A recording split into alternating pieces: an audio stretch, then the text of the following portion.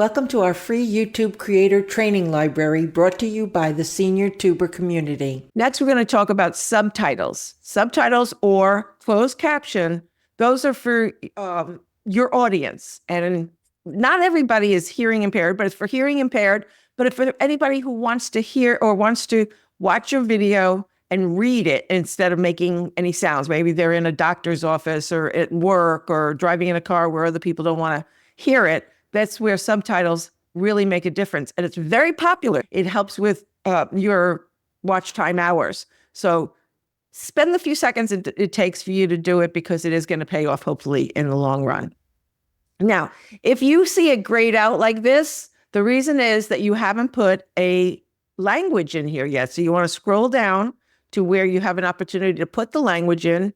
I don't know if both have to be put in, but it doesn't hurt to do both. Put your video language and the title and description language would be helpful right here. And then you could go here to your subtitles. And sometimes I get completely blank subtitles. And sometimes it gives me choices of how do I want to upload my own or do I want to auto-populate? So let's click on it and see what happens. So I click on subtitles and it actually auto-populated for me. I didn't have to do anything. And there are timestamps.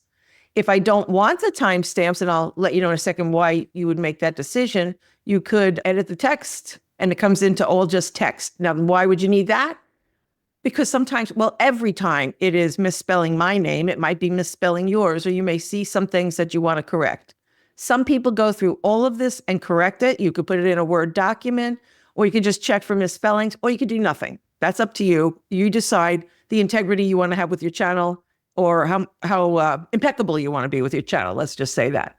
Now, why would you want the timestamps? Because later on, you might want to use them for creating chapters. And you can go through this and see what timestamp you would want and say, oh, this is when I talked about this. I'm going to take this out at this time and add a chapter.